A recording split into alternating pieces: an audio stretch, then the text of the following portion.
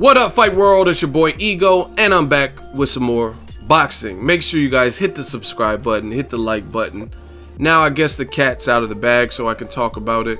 And I made this video about a week ago. Danny Garcia back in training camp. Berto fight likely off. Amir Khan wants rematch, and I was talking about all things Danny Garcia. Make sure you click on that video. But however, in that video, I told you guys that Berto wasn't going to be the opponent. That's who he was rumored to fight for the last couple months since Berto Ortiz 2, and it wasn't going to be him. And I said I have knowledge, a source that told me who it was going to be, and it was a puncher off of a win. So fast forward to today, current day, Andre Berto's verified page. Make sure you give him a follow, Andre Berto. This is his Instagram account, and he posted this. The face you make when Danny Garcia passes on you to fight John Molina. And he says, nobody didn't outprice himself. Danny Garcia just didn't want to fight. Stop with the bullshit. Much love to John Molina Jr. Do your thing. Hashtag it's ducking season. That's from Berto. So that is the rumor of who Danny Garcia will be fighting. I will make a video about that if this is in fact official and finalized, and you guys see the cherries and stuff like that. I mean, for me, I told people I wanted to see the Berto fight, and I don't think that was a cherry pick. Like, I think that's for a third fight at welterweight, I think that was a good fight for him.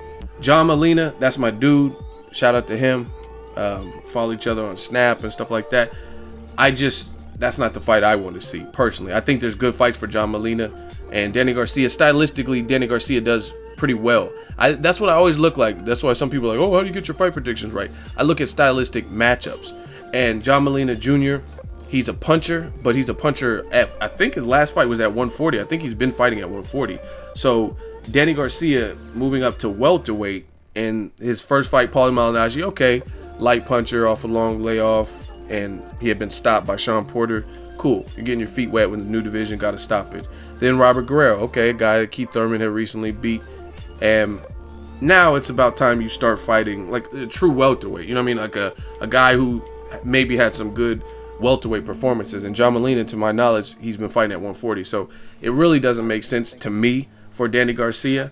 Again, shout out to John Molina Jr. Stylistically, it doesn't really do anything for me. I think John Molina Jr., his nickname is the Gladiator. He's not necessarily known for defense or whatnot. Danny Garcia typically does well with that type of style. If you bring the fight to his front door, you're in his wheelhouse. And John Molina is pretty big at 140, but I mean, I'm not going to say Kell Brook and Triple G, even though that's two weight divisions, shouldn't happen and then condone this particular fight, because the bottom line is we're supposed to be getting the best of the best. Errol Spence is trying to get a title shot. Danny Garcia has a belt now. You know what I mean? He can't fight Amir Khan, so to Danny Garcia's credit, he can't fight Amir Khan because he's out with the injury, and that's until 2017. But there has to be somebody. Like Felix Diaz would be perfect. Even Sammy Vasquez.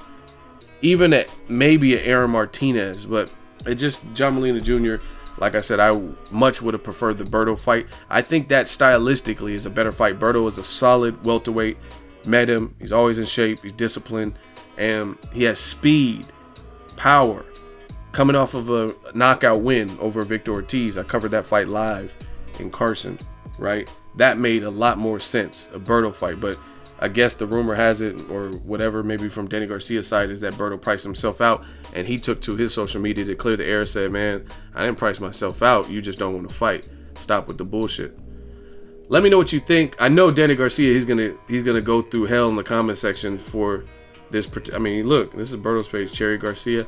I mean, it's a hard fight to defend, and it's not necessarily taking anything away from John Molina Jr., but it's kind of like Pacquiao Vargas, that type of situation. Actually, Pacquiao Vargas to me is a better fight because at the very least selling point, you could say Vargas is taller than Pacquiao, off an impressive win over an undefeated fighter, and he's a champion. That's the type of thing. You know what I mean? But in this case with Danny Garcia is the champion, and John Molina would be moving up. Yes, he beat Ruslan Provodnik off his last fight, but to my knowledge, he doesn't really have, or he has limited experience at 147. So I think if this fight is official, and I'm not going to talk too much about it until it is finalized, those are my thoughts right now. I'll probably do a follow-up video if it is made official, but I think PBC kind of missed the mark with this one. You know what I mean? Berto would have been I think it would have been a better business fight too. That's just my opinion. Let me know what you guys think. Drop it in the comment section. Make sure you like my video as always. Hate, comment, and subscribe. Till next video, it's Ego signing off.